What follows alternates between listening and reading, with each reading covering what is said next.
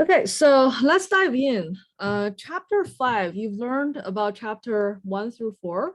Those are fundamental courses, like chapters to give you some basic idea of real estate and some terminology. So chapter 5 moved us to a different module. It's called valuation. Okay, so the first slide, also, the first part of the chapter is, hold on.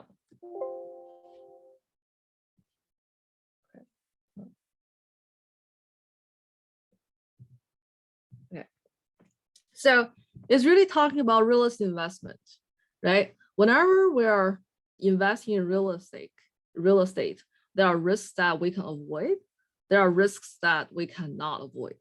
So the purpose of learning this chapter is really learn about some like basic valuation method so we can avoid risks that we can, and we're better educated about the projects that we're getting into.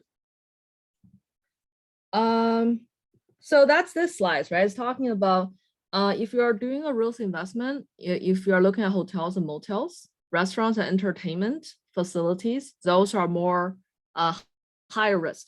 Why? Because those are linked to the economic activities and also the local visitor. So if you have a financial crisis such as 2008, you're more likely to lose income for those properties instead of apartments. And second, in general, you want to avoid projects with perspective of major changes, right? For example, if you have, let's say, this lease over, right? And you have this major tenants or majority of your tenants are going to terminate the lease or decide whether they're coming back. Those are riskier projects because you want consistent cash flow. If you're losing 10% of your tenants, you want to lose one every month instead of 10 at the same time. And also, you don't want to get into really old properties that require major renovation because that's very demanding for your cash flow. And also, we want to study urban markets to understand give me a second. Urban markets to make sure we understand the basic cycles. Yes? So I'm wondering, I know that you brought up 2008, the Great Recession, but yeah. I mean, COVID just happened and all of those same markets were affected. The hotels, motel, like the service industry almost completely went to ruin in our city. And tenants, because they had the moratorium, weren't required to pay leases and you couldn't evict them. And I mean, it is a hot topic right now about investors not being able to collect and they can't evict the person either. Exactly. So they still had to make the payment. The investor is still on the hook to make the payment to the mortgage company, but they're not getting paid themselves. Yeah, so I do agree with you. So you raised two questions. One is about hotels, right? Because two questions. One is about hotel entertainment, right? Those are affected by COVID, right? If there's COVID, people, lesser people are going to hotels or entertainments and restaurants. And also the second question is apartment versus restaurants. So whenever we're talking about general risks, right? So we always have like life cycle risks that properties are more prone to certain risks all the time. And COVID, I would say, is a black swan risk, right? It doesn't happen very often. So we see for COVID, right? Both restaurants and apartments were affected. But generally speaking, if you have a financial crisis, a lot of people are going to give up entertainment, hotels, or restaurants rather than their apartments. So that's an understanding of that. And the apartment risks, the eviction ban you're talking to is another question. So I think I would say that it's a complicated question. And I actually have a research paper on that. A lot of economists are having research paper on that to better design an optimal solution for this kind of scenario. So that's a very good question, but I think the slides are talking about like the overall risks instead of the corner solutions or small events. Yeah, did I answer your question? Okay, so by the way, talking about hotels, because I have a research on that, we did notice a big decline in hotels and Airbnbs initially, but I think when the COVID case are more controlled, we are seeing like the occupancy rate to bounce back in a couple of months. Okay, so generally speaking, you kind of wanna, whenever you're thinking about a local shock to the real estate market, there are some general responses. For example, if your city become bigger, then your local real estate market are expected to grow. And if your urban cities are declining, then your real estate market decline. And also, basically the urban change are correlated with the real estate market change. So before you dive in to buy a piece of land or to start a real estate development projects, you really want to do some forecast about the local market.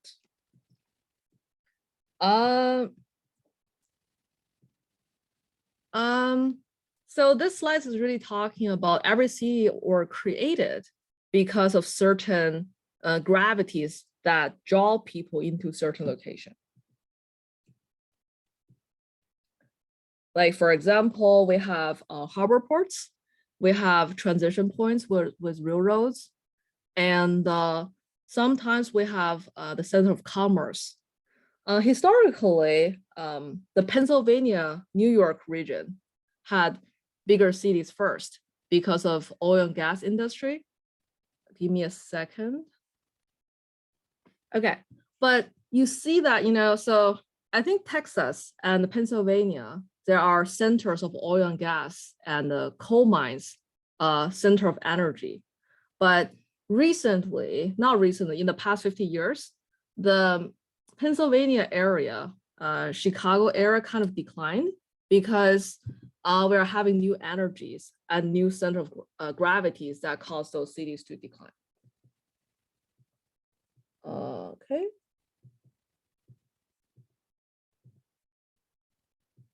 Okay, every time we talk about city, this is very important, so make sure you understand the concept. We want to understand the economic basis. So economic base is really an activity that make money for the city, right? So typically we have economic base. Those are activities that bring income into a city, right? For example, Clemson is higher education. By attracting students from outside to study in Clemson, we're increasing the local income, municipal income, or university income. However, if we're talking about New York, we know like the financial industry is a base economy. And if we're talking about Texas, we have oil and gas. And recently we have high tech in certain cities. We also have hospitals in certain cities. So sometimes the city has one economic base. Basically, they rely on one activity to make money. Some other cities have multiple economic bases. Basically, if one industry declines, they have 2-3 other backup choices. We also focus on this one, the export activity. Those are activities that we create in a city that has surplus. We call them the export activities because we're exporting those services outside of the city. And at the same time, those are activities that attract money into the local city, right? For example, we are providing surplus higher education in Clemson. So people from outside of town come to us either virtually or in person, and they pay us tuition. the income goes to Clemson. We also have the secondary local activities. Those are really activities that satisfy the local needs, but they may not generate actual income or attract money from people from outside the area. So a good way of measuring, we have economic base multiplier. So whenever you have a base, and if we're producing some activities or some incomes, that has a magnifying effect on the local income. For example, look at this. We have the export activities that bring money into the activities, right?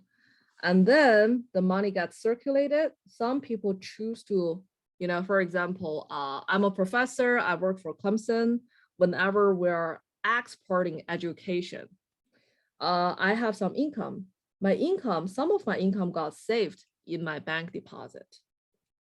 Okay.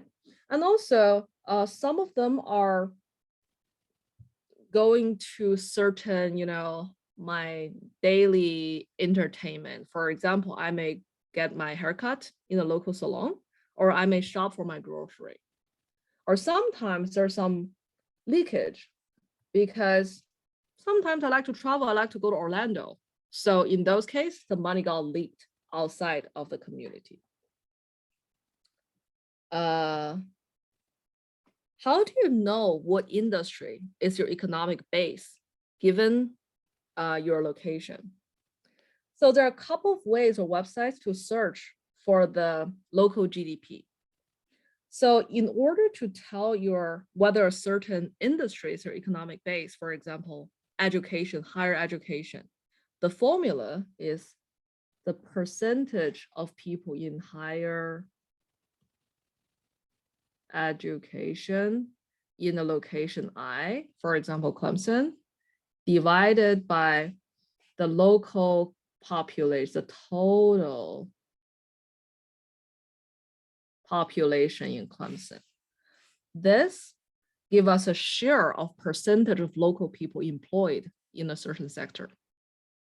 Also, we can have the percentage of higher education nationwide in the US, I would say, divided by the total population in the US. Let's call this A. Let's call this B. If you have A divided by B, that's called your location quotient for higher education. Write this down. I'm going to test you on the test. How do you know whether an activity or industry is a base economy? If your location quotient, okay. Okay. The following is an example. If you have your location quotient, basically your local percentage of population employed in a certain industry divided by the nationwide average. If your location quotient is greater than 1, it means it's a base economy. It means you have more people on average being employed in a certain sector compared to the nationwide average.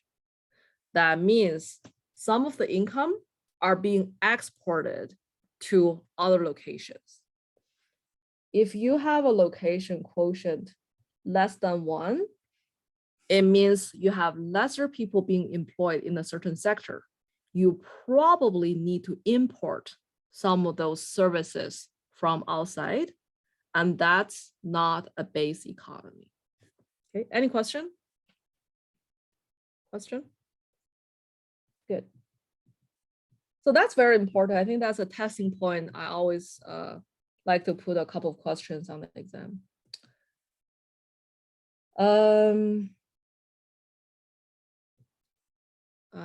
Those are some background information on the factors that affect the local economic base. For example, we have education level, right? So if you have a town that has like higher than average education level, you can probably tell that that's an area for high tech or for higher education.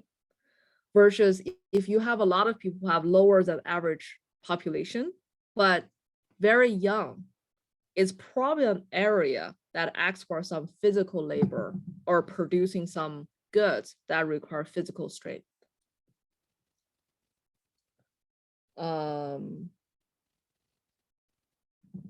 Economists of scale. So that's basically saying if you want to be successful, you want to be close to other people who are doing the same industry. For example, if you're into, let's say, investment banks, you probably want to go to the Wall Street, which is Manhattan, or at least you want to go to Charlotte, where it's really the center for finance. If you're for moving to those locations, that means it's easier for you to be successful because you have similar resources that's close to you. We also have, so this is economies of scale. That's the definition. That's basically saying making it bigger has profit. We also have economies of agglomeration. That's basically saying diversifying has certain benefits. For example, if you are a city that grows apples, right? The more apple farms you have locally, the easier it is for you to develop apple growing business in your town. However, that's economies of scale.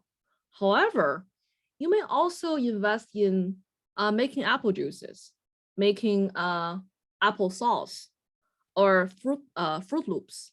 So those kind of chain products that are related to one of each other really help your city to grow, right?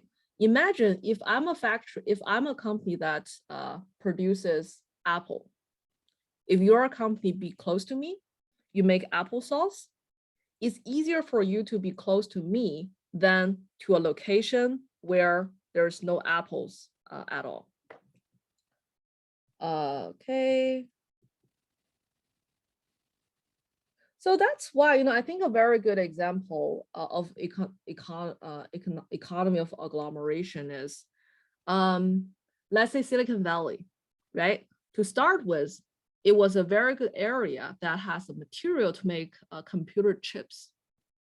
But over the time, we have lots of high techs. We have lots of companies that rely on computers or computing power.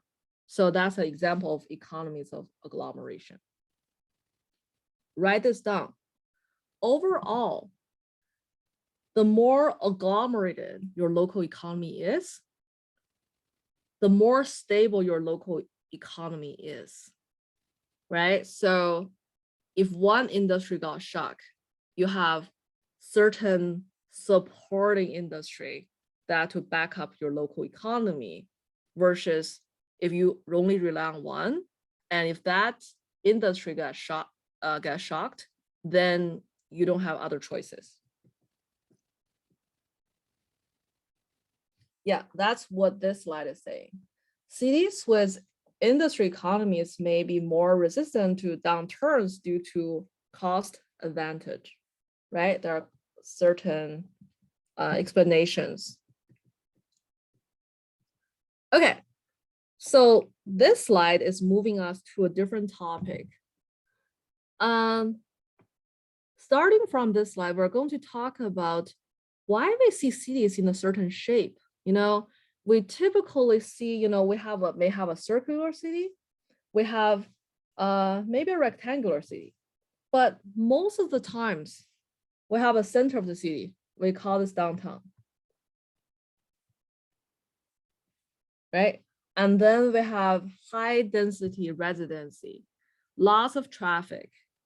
But if we're moving to the edge of the city, it's becoming less dense. We have more residential and less big retails or big companies.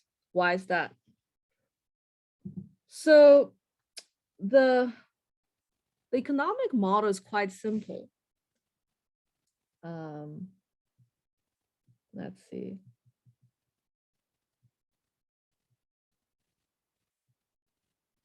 Okay, let me give you another example that's more intuitive.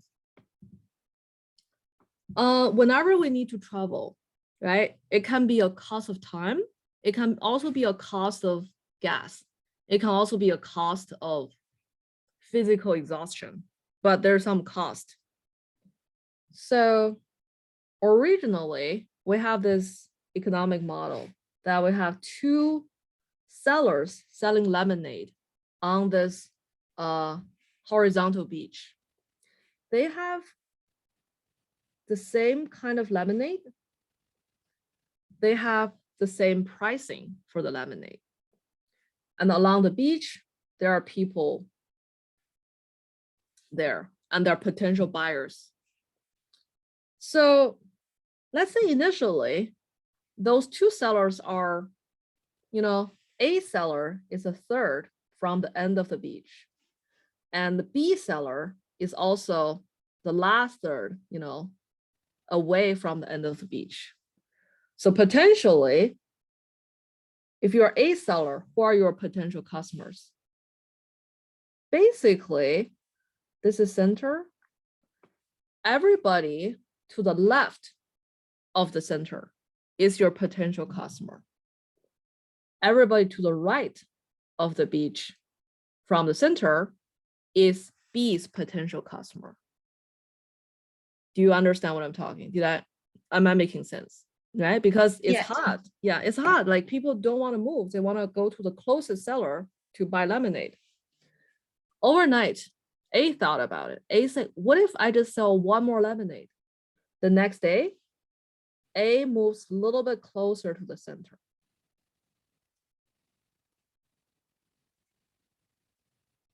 And B stay the same.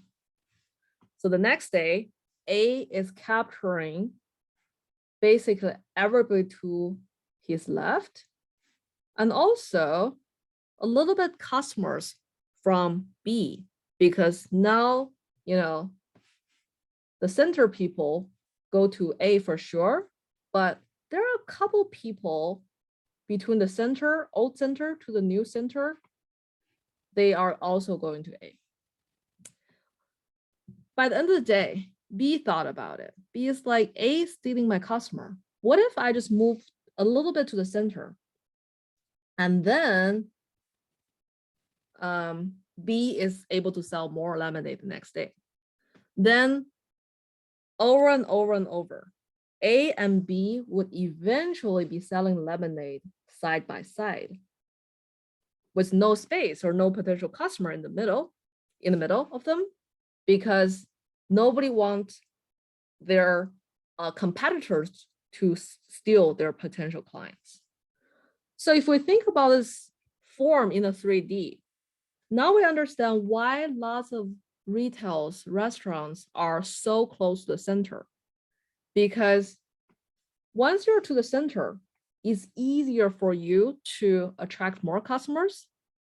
And also, the customers, if you're locating too far away from the center, that's increasing the cost for your potential customers. That's causing you to potentially make less money. So we call this model the bid rent curve. So think about the city as a potential candidates or items for bids. Whoever paid the highest rent would get a certain location. And also, your total budget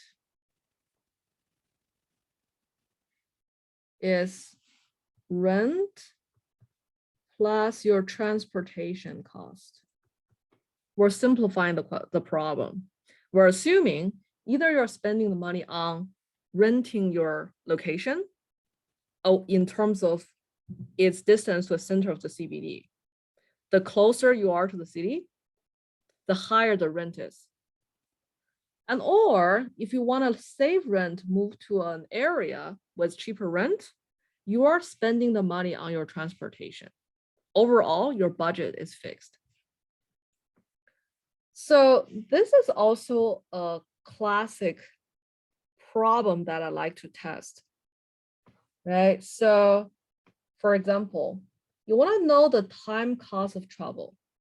For example, at 20 miles per hour, and you have a wage rate of $20 per hour.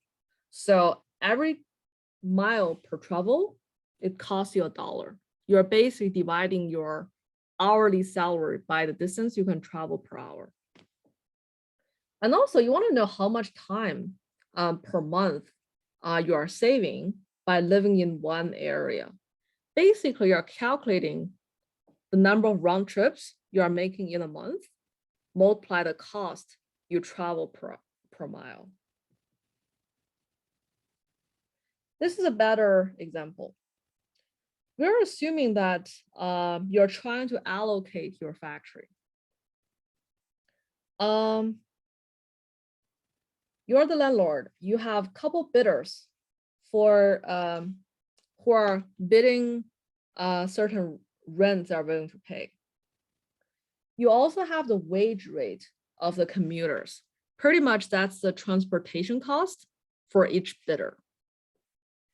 And also you have the speed of travel, you have frequency of the trip. So this is your CBD. We see that because you are in the CBD, the transportation cost for you is 0, right? Why is that? No matter how time consuming, how costly, how slow you are, if you're in the center, travel distance is 0. So your transportation cost is 0. If the further away you move from a city, remember, total budget equal to distance times cost per mile times the number of trips plus the rent you have to pay. So if you are, let's say, an attorney, right? Your hourly is $600. And it's more likely you want to get an apartment that's closer to the city because your time is very valuable, that you can afford paying more money at the center. Or if you are a freelancer, you basically don't need to make any trip to the CBD to meet, to make money. You can work from home. Then, you are more likely to get a place outside because the transportation cost for you can be saved.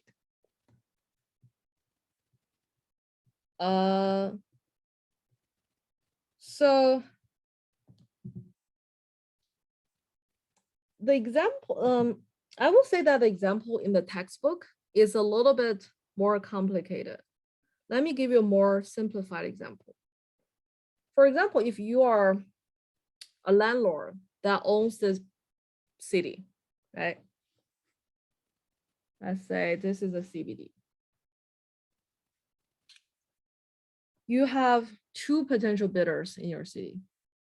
One sells pea, like grows pea. One grows wheat.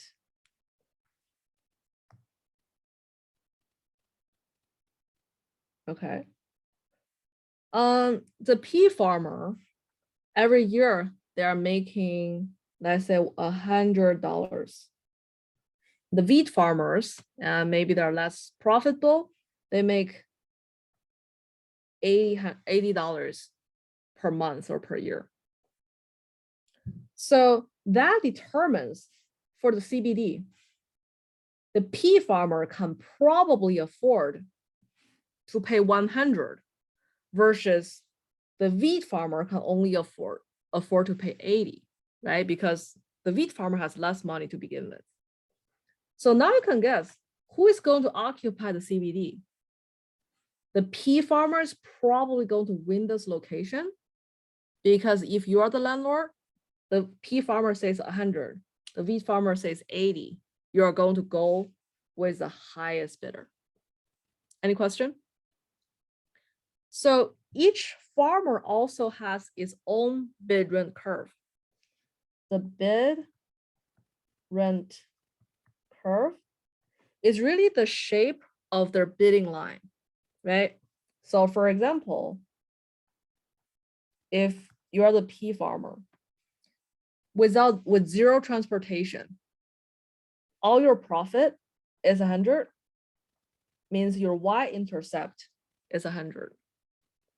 I know that every time you ship the P, it's going to be $5 per mile. So now let me ask you, if you're the P farmer, how far are you willing to be away from the CBD? What's the furthest distance you are willing to accept?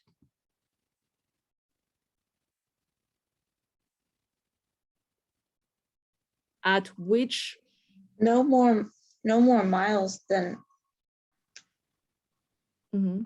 well, like, I don't know, I wouldn't expect them to want to get to 0. If you're talking about extreme value, that's when y goes to 0, right?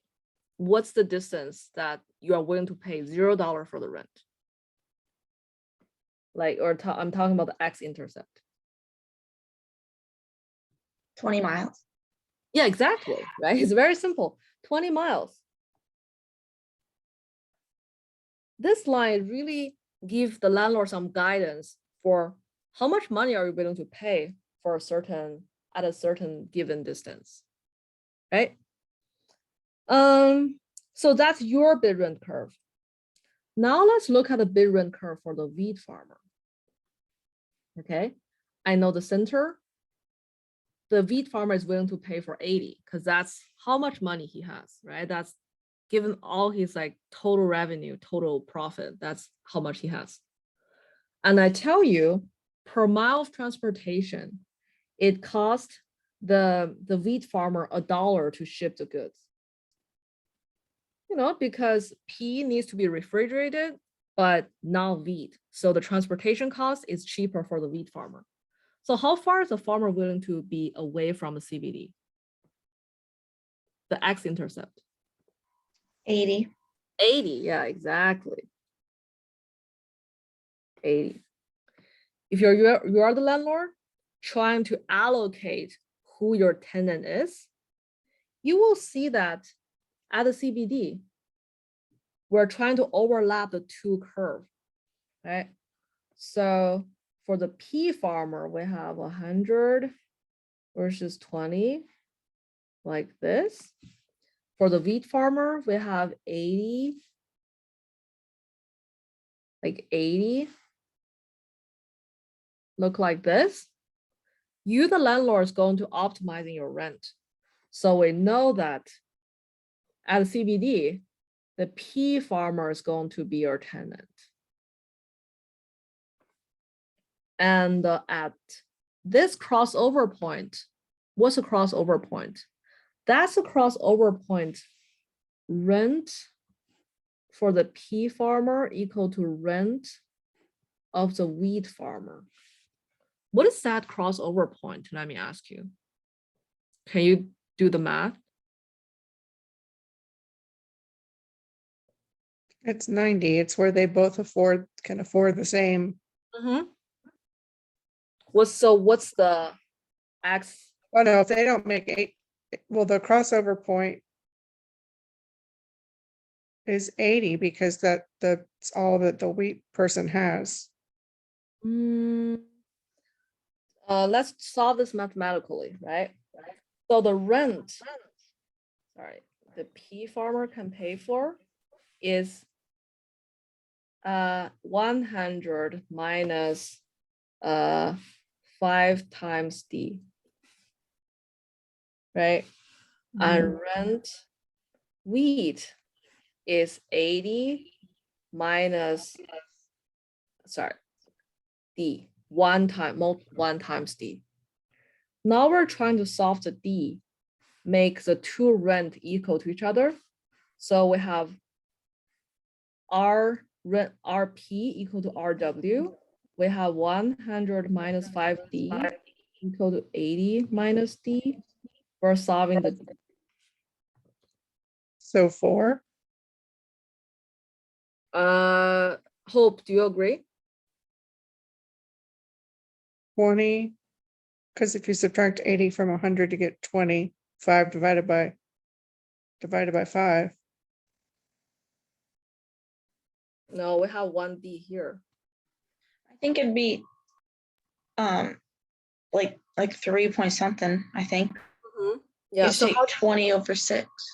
yeah, because 100, we have to subtract 80 on both sides. We have 20 minus 5D equal to minus D. We also we're calculating D. So take some time and do the math. Like you will be making this calculation. So I want you to get some practice. Let me do this.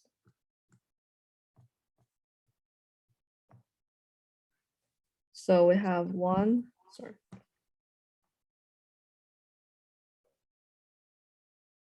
I got 3.33. We have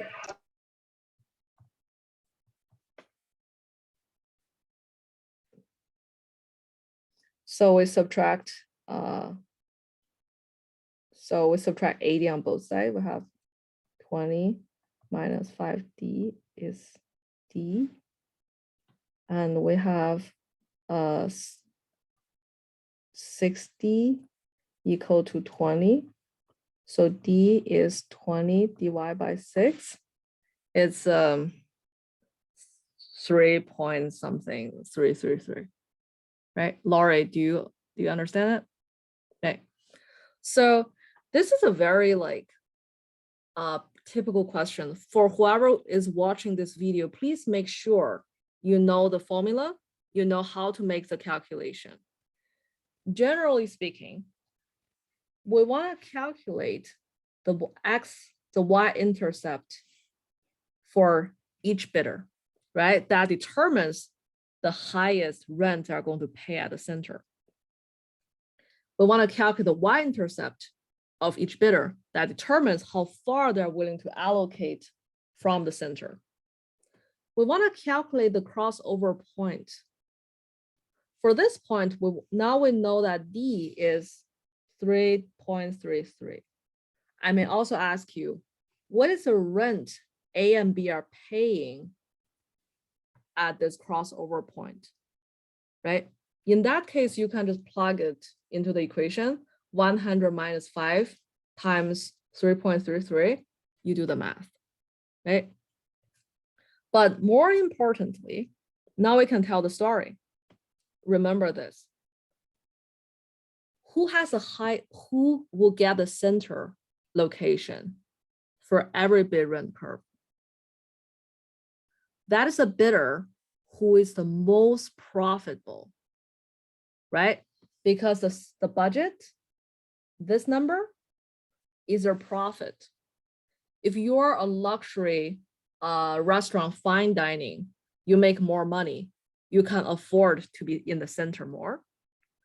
Or if you are just a small restaurant, a small family restaurants, you probably cannot get the center because you don't have as much profit as a fine dining restaurant. Okay, so now the landlord is going to give it to the higher bidder until the crossover point. But at 3.33 miles away from the CBD, when the rent is equal to whatever this is, the wheat farmer is going to dominate the B. So now we look at the city in a 3D shape or 2D shape. We have the center CBD. We have P. But 3.33 miles away from the center, we start to see wheat.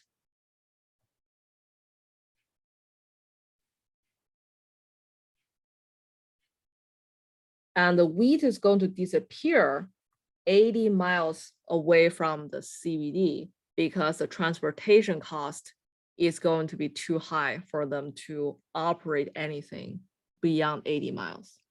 Question? Any question? Good.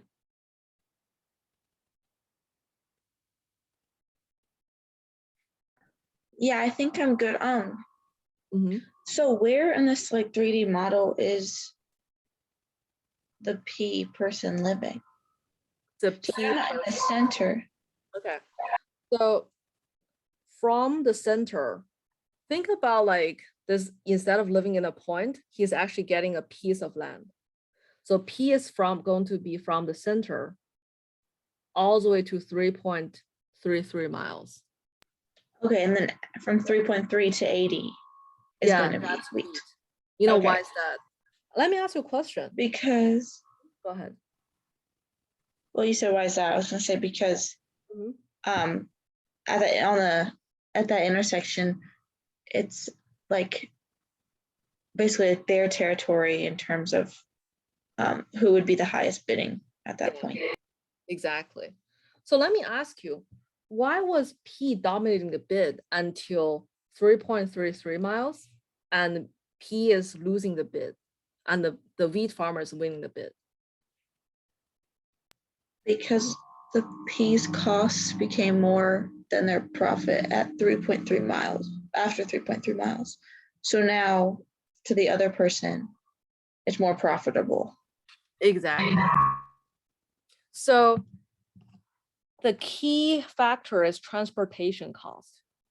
We noticed that the per mile transportation cost for the P farmer is 5 times as high as a wheat farmer. So that's why, although the P farmer is very profitable, is willing to spend a lot of money in the center, because after certain distance, the transportation cost for the P farmer is going to be very high. So wheat would be taking those locations. Good. And let me ask you another question. This is an extension. Beyond 80 point, what do we see growing? Probably nothing, right? Until another farmer is introduced who has lower profit, lower transportation cost, then we don't see anything growing because the transportation cost is exceeding any potential profit for both farmers. Okay, so this is essentially what the textbook example is giving you. So in the book, the textbook, has the zone of walkers, the zone of drivers, is pretty much saying the walkers has higher per mile transportation cost because they walk slow. And the driver has lower transportation costs because cars drive faster. And also in the book, you have doctors. Doctors' transportation cost is also higher versus maybe a restaurant waitress whose transportation cost is less expensive than a doctor. But essentially, it's the same question as a pea farmer, wheat farmer I explained. Okay, so pay attention to those questions because I will be testing you like questions, those questions for sure. Okay, so those examples are very important. It's talking about the same topic. Okay. So this circle is essentially the same as my explanation of the pea farmer, wheat farmer. So, right, this example, I think in the book, it has different shades. Let me find the book. That is chapter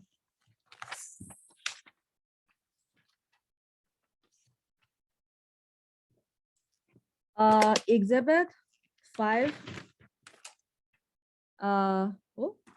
chapter 5, exhibit 6. So this is saying instead of 2 farmer biddings, we have 6 bidders. The industrial companies, the industrial factories back in 1923 were the highest profitable companies. So they are able to afford the center. And also they're shipping goods or trying to sell the goods in the city every day. They have the highest transportation cost. So we see industrial and downtown in the first ring. And second, because factories needs materials or factories need storage. So we're seeing warehouses. This is zone 1 in zone 2. 3 is the transition zones.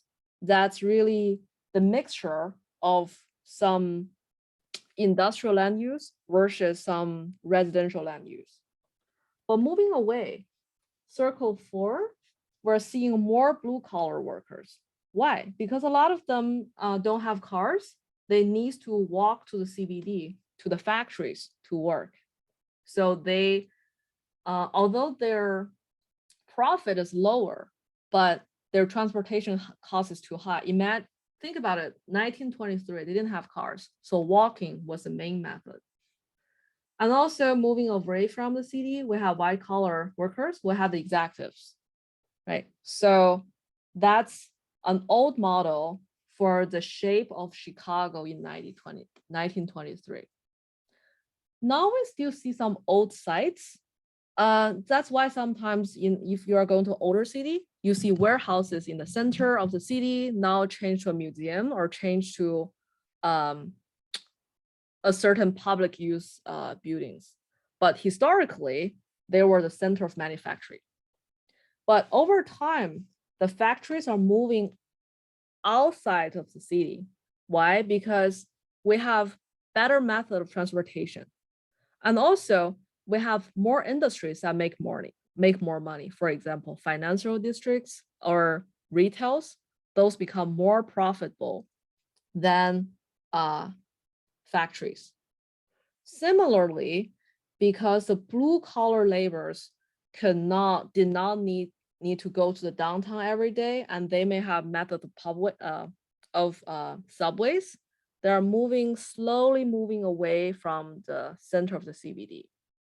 But still, you will see them being a little bit closer to the CBD in a denser area compared to some white collar middle class neighborhood, because those who have cars, they also have more flexible working schedule.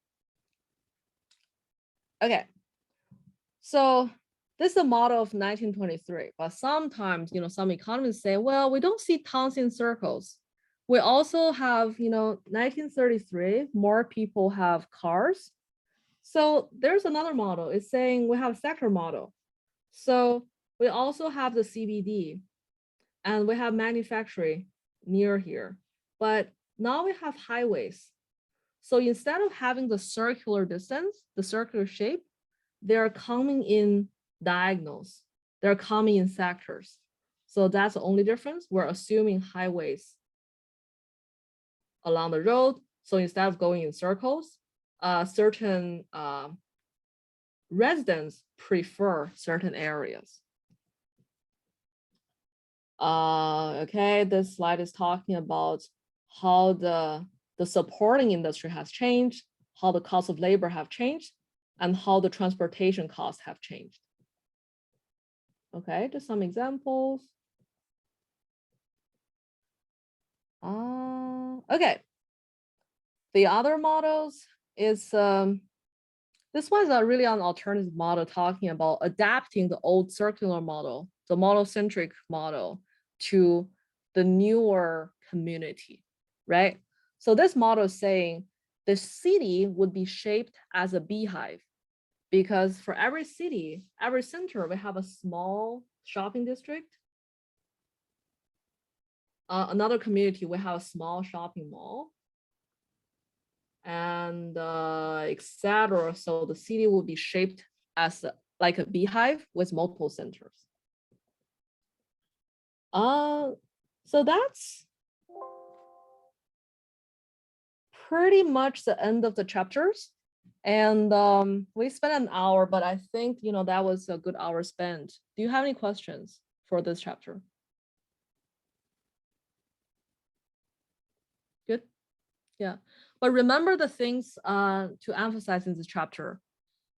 Base economy, economies of scale, economies of agglomeration, the bid rent curve, and how to calculate the bid rent curve for a certain bidder or certain potential tenants.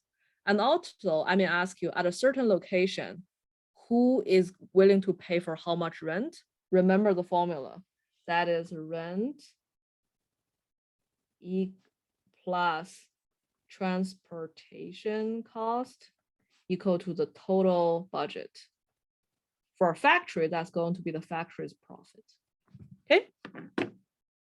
Whenever I talk about profit, I'm talking about the revenue from production minus the revenue, minus the cost of production. For example, that's if you are making, let's say,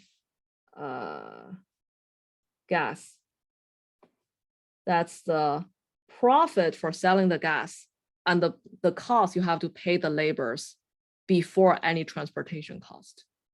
Okay. Another thing is, if you're talking about shipping goods, then it's one way. If you're talking about an office worker or professor commuting from home to workplace, that's round trip per day, right? If it's 5 miles from the home to the office, then every day this person has to travel 5 times 2 because she or he needs to go there and come back. Okay, question? So we would use the round trip as for the calculations and stuff. Okay. Yeah, if you're talking about a production, like shipping some goods, then Okay. it's one trip. Okay. Right? Okay. Yeah. Got it. Thank you. Okay. Awesome. Good. Okay. Yeah, that was super good. Thank you so much. Okay. Yeah. Thank you, Lily. Okay. Take care. Yeah, you too. You Bye. too. Bye-bye.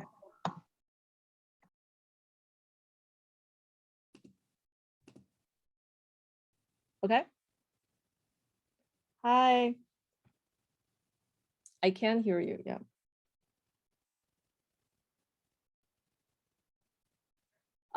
Joe, I can't hear you. Hey, sorry, how are you doing? I'm good. I'm good. How are you? Good. Sorry, I'm just getting back to my place right now.